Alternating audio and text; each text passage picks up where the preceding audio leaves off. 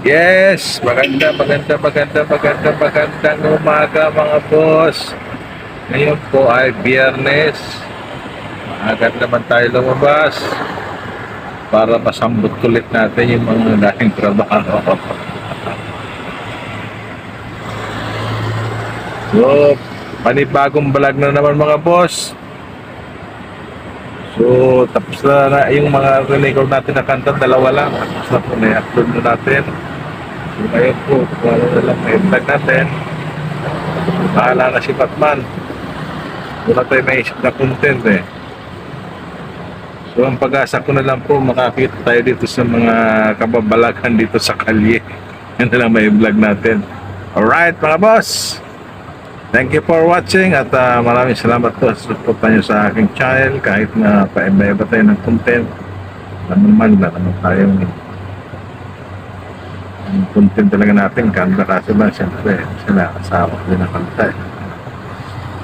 Kaya kung ano nila lang kumakain, meron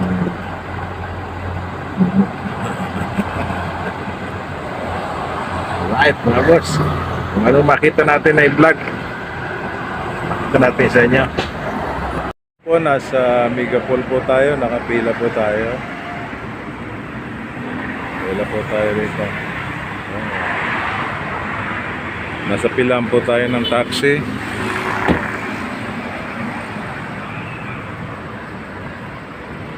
Pa mga boss, yun pa.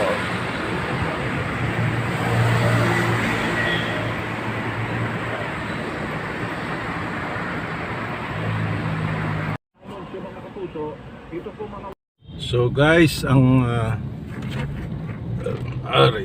content natin ngayon ay bilangin natin ang pasahero natin sa maghapon. Kung mabilang natin guys. Alright.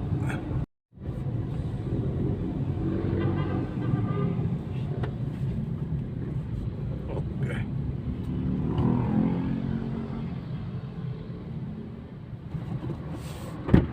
Kuya Dian po.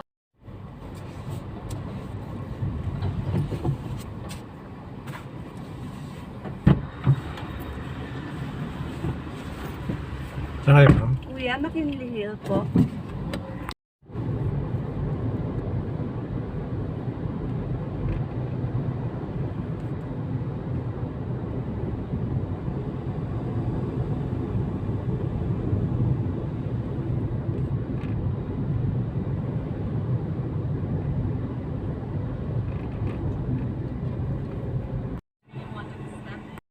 Siguro mga boss, hindi natin mabibilang lahat kasi baka hindi kayanin ang memory ng cellphone ko.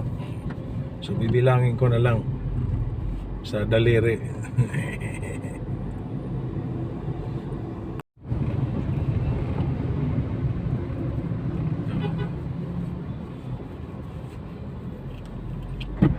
Thank you, Tay. Saan kayo? Salamat po. Saan po? Test Ito guys ang main ng taste daw. Ang laki niyan, no? Dito yan sa service road ng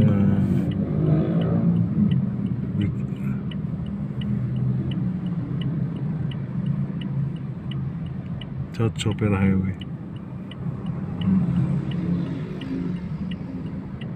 Pasay pa ito, Pasay. Yung gusto mag-aral dito sa TISDA.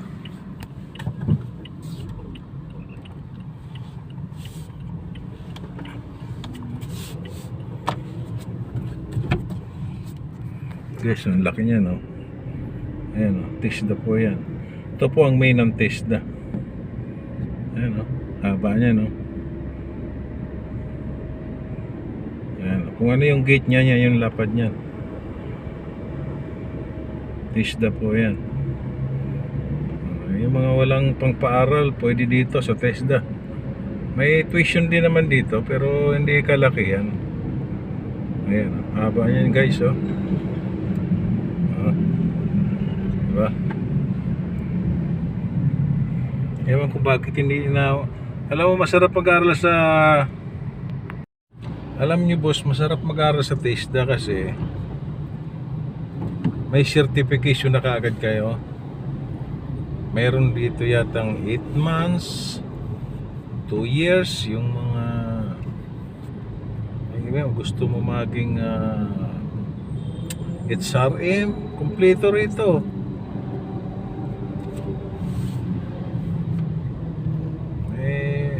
Yung mga walang pamparal sa mga gandang eskwelahan, mag-TISDA na lang po tayo.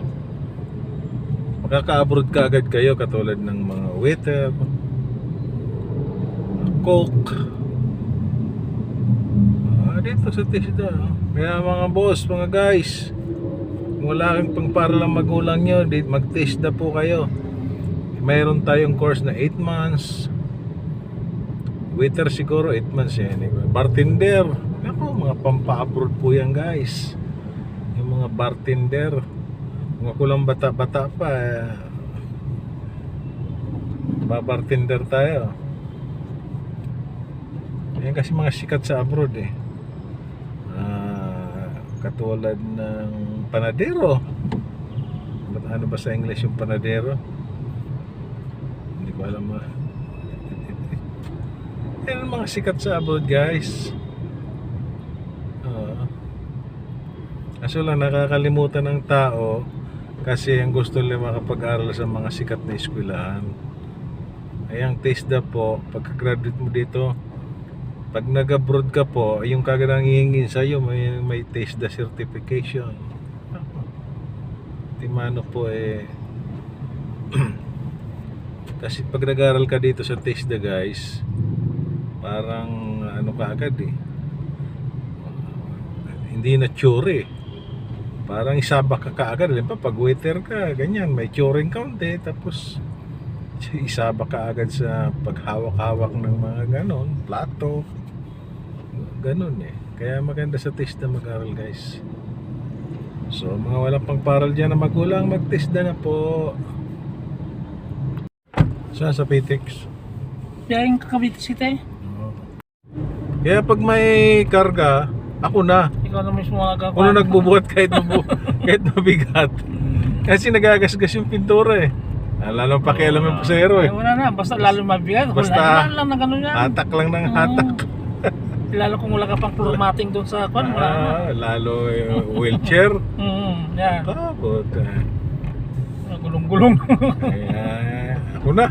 Kaya bago ko ako nang bubuhat ka ako. Kanina nga ganun eh, may daldalang malita eh.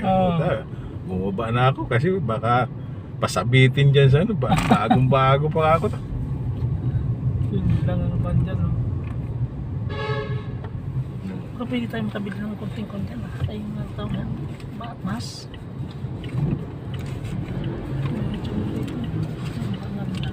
Ayan, maganda mas. Diyan sa may baklaran siya. Wala dito. Yan, Dito, tingnan mo. meron dito sa ikot na tao.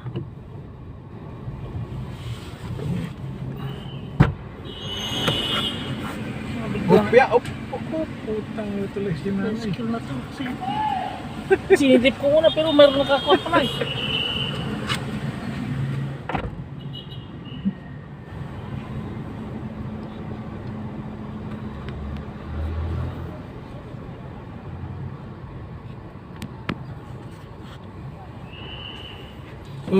Ay.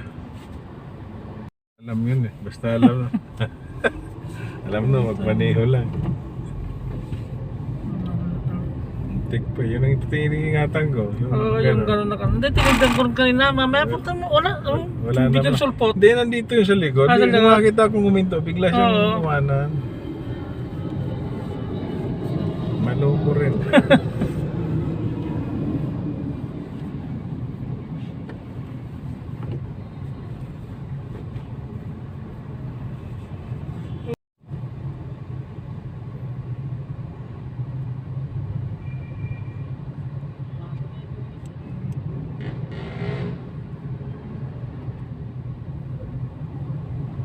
Taga saan din ka kuya? Ako Marikina. Marikina ka pa? Talaga, paano, pag si talagang hawak mo kahit saan ka dito Metro Manila, pa gano'n lang. Ano yan eh, tawag dyan eh. Ini Puente Luzon. Ni Point of Luzon. Wag lang tatawid ng Bisaya.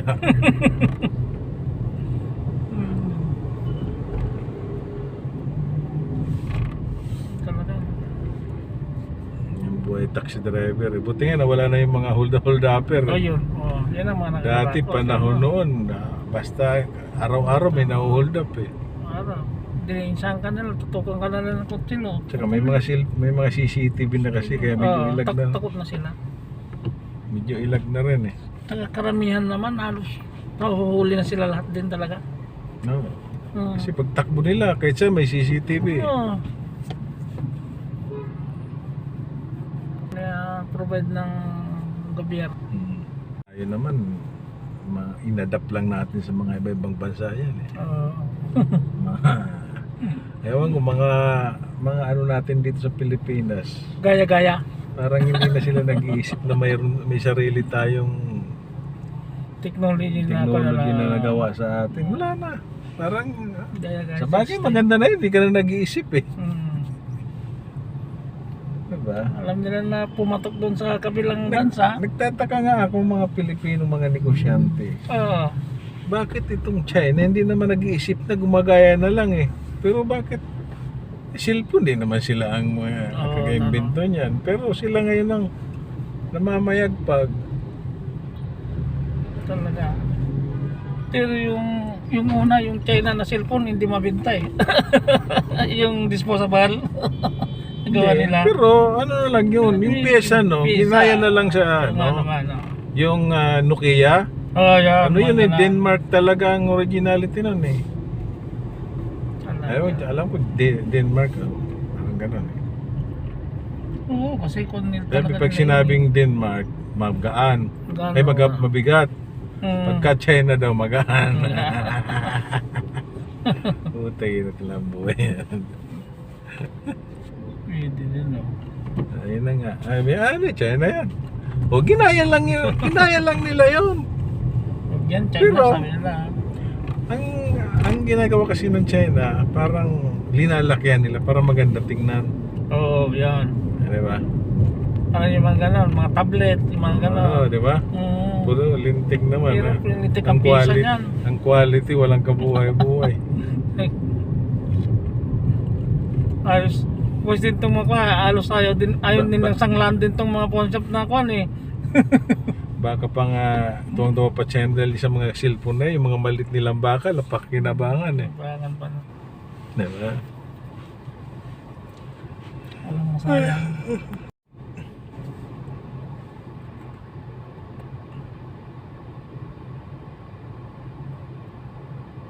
Ano probinsya mo, boss? Pangasinan? Pangas. Hmm. Ilocano? Ilocano. Pumunta lang ako dito. Galing ko ng Pangasinan kaya dyan mo ako na-pick up sa 5 star. Sa dulo na, no? Oo. Ilocano. Dahil punta ko ng Cavite City. Dati akong retired na military din. Ngayon may kukunin ako sa Cavite City sa kampo. Ano yun na nag-optional ka? Optional, 23 years lang. Inayawan mo, ayaw mo Ayaw na ako. Ayaw mo na mamatay. Oo, tama kasi retired ba rin sa Mahirap na. Oo, ay, sabi ko, may kunting pensyon. Ngayon nagpipensyon na rin ako kunti. Sabi ko, okay na ito. Sabi ko, kaysa yung mga ka pa dyan. So nakatapos na mga. Ako high school No, panahon ni Marcos, pwedeng high school graduate lang ano. Kami yung mga last na high school graduate Kasi yung na nikon nila mga tiyo ko, ganun din, parang grade 7 lang eh. Yung mga ganun. Pero ang laki ng pension niya, nasa try na. Ay, oo. Ganun talaga. Tapos nagbingi-bingihan pa siya, mayroon pa pala. Mayroon pa pala yan. Pag nagbingi-bingihan siya. Natuluyan nga siya nabingi. May kwan ka, may double pati kung ganon, pati yung anak mo, asawa mo, may pension din. Ganon. Ang problema, natuluyan siya nabingi. Yun lang. Kasi nung nasa Busayap sila, ano yung hukbalahak pa daw pa noon eh. Malakas ang hawak niya talaga carbine, yung pang shooter talaga. Nahagingan daw siya dyan sa tenga. Ito para daw, lagi na daw may ugong yung tenga niya. Tapos ganyan, ginaganon ko ng tulili siguro. Natuluyan, nabingi. Kasama rin pala sa pension niya. Kasama yun. Doon nga pagka maputol nga yung daliri mo, kunwari, May bayad yun, may kakulang bayad. Sa kasabihin nung yung tiyo ko kasi magulang siya nung panahon. Ang ginawa niya, pag may gera daw, uso pala doon yun nung bawang sa puwet. Nabutan mo ba yan? Para lagnatin ka. Nabutan mo pa ba yan? Oo, marami. Totoo pala yun? Oo, para lagnatin ka. Siyempre hindi kayo sama sa operation. Tapos, Ano yan? nag-apply siya Maxima mekaniko. Mm. Kaya para hindi siya madala sa mga gera. Yun, naka-retire talaga siya. Kasi dyan naman, kung nasa rifle battalion kasabi nga nila, puro kung may operation, talagang kayo yung may papasama Pero talaga. pagka sanay ka na daw sa gera, gusto mo pa nga raw sumama eh. Pagka yung dyan ka na tumanda sa gira, Parang radyo daw ang tingin mo dyan, parang sound daw eh. Sabi ng tiyo ko. talagang matindi ang ano yun dyan. Para bang, huwag ka lang bara-bara sa gera, matatagal ang buhay mo. Cover ka lang. Kung alalito lapit ka, mapapadali ka. Oo. Huwag kang magtapag-tapangan dyan dahil Buti kung si Lito lapit ka, puta, yung isang bala nagiging 4 eh. dapat observe ka lagi. Relax ka lang lagi, parang gano'n.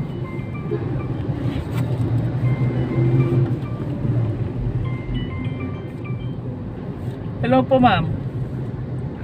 Ay sir, good morning. Oh sir, nandito na ako sa PTX, nag-antay lang ko ng masakyan. Tutuloy po ako.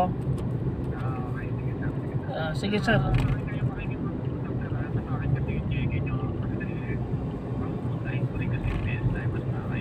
Anong pangalan sir yung hanapin ko mamaya? Sir Albert po. Oh, sige sir, okay. Sige po, okay. Ano ba talagang tunay na salita ng Ilocano, partner? Iba rin pala, no? Ang sabi nila, kung Pangasinan, kung Ilocos ka talaga, pure Ilocano. Ilocano talaga. Pero kung Pangasinan sabi nila, dalawang salita dyan, Panggalatok na sinasabi na. Panggalatok, oo. Tsaka yung Ilocano. Pero ako, Parang hilaw na Ilocano. parang gano'n, oo. Pero ako, Ilocano, kung hindi ako makapagsalita ng ng Panggalatok, pero makaintindi lang ako ng konti. Parang hilaw na Ilocano. Parang ganun, Parang nakakaintindi lang. Parang kakatindi. Parang sa amin sa Bicol, yung may mga salitang iriga. Iriga. Naiintindihan pero hindi rin ako makapagsalita eh. Meron marami akong kabats dyan na taga Bicol. Dahil hindi niya maintindihan yung salita niya, Bicolano o Bisaya siya. Kasi sabi niya, sumabit sa Balagon. Sabi niya kasi radyo man namin yun eh. Sumabit sa Balagon daw, Balagon. yung mahabang kwan. O, kasi sabi niya, Bats, mahabang damo. hindi ko maintindihan ang sarili ko kung Bisaya ko o Bicol, sabi niya. Puta, bakit sa Sursugun? Halos gubat na. Gubat yun. Yung Balagon, yun yung mahabang Oo, kami na Ilocano, tawanan din kami kasi para kami na hindi rin marunong masyado sa Sumabit sa Balagon. Alam ko yun eh. Yung official namin na Tagalog talaga, puto napapatawa na lang po. Radio operator pa yun ha. Radio operator. Sumabit Balagon. sa Balagon bus, ko maintindihan. Sabi niya, pukpukan, labanan. Yung antina, radyo. Balagon. Bicol nga yun eh, Balagon. Mahabang yun eh. Yung mga sumasabit sa kahoy yun. Di pag ganyan, pagkatapos ng labanan, tawanan kami. Siyempre, yung mga sulat ng mga kondon, tawanan kami. Katawan. Sabi Kasi ko, yan, pag hindi ka nagpatawa, boring boring Balagon. Puta radio operator, paano yung paggira na na maintindihan niyo kung anong Wala, Balagon? kasi doon, ang labanan doon sa Mindanao, kung alimbawa naagawan kayo ng radyo na, meron kayo isang dialect lang talaga. Kung Bicol ang radyo man, Bicol, puro Bicol. salitang Bicol lang para hindi nila maintindihan. Kung Ilocano, Ilocano lang. Kasi kung nagawan na kayo ng, kunwari, nagawan kayo ng radyo, siyempre, nandun lahat ng Ano yan eh, parang baka nadidetect na. Iba parang- na ang umahawak ng radyo. Iba na, para at least hindi nila Alam na. Para hindi mapahamak ng mga tropa. Okay rin yung Balagon. Puta, hindi na hindi na alam yung Balagon, hindi na ito si radio operator Wala na, magbigay ng golf channel, tinatawag na golf channel, yung mga number sa mapa, yun na yun. Mahirap. Yun, mga number Yung sa paghawak mapa. ng mapa. Mapa, Nako, hirap nun. Pag hindi ka marunong doon, magkakamali kayo. Ay, oo. Ay, ikot Saan ba na. yung entrance nito? Bawal kasi dito. Sige. Balagon. Ito. Yung balagon, yung mahabang ano yun, damo eh. Yung sumasabit sa mga kahoy. Ano ba sabi doon? Tatawa lang ngayon, magkagano. Tingin na po eh. Siyempre, pare-pares kami. Ilocano, halo-halo kayo. May Bisaya, may Ilonggo pa. To, anong bulagon to? Sabi man yung Ilonggo. Tatawanan na kami. Andang ina. Aray ko. Ang ang balago niya. Okay. Okay, sir. Mahigit. At least, Balagon. lang tayo sabi ko.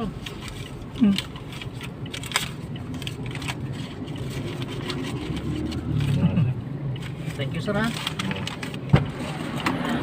Sabit sa balagon. So guys, hindi na tayo makakabilang ng pasahero dahil napakwento tayo dun sa pasaherong ex-military. Napatawa kami dun sa yung radio operator nila. Balagon.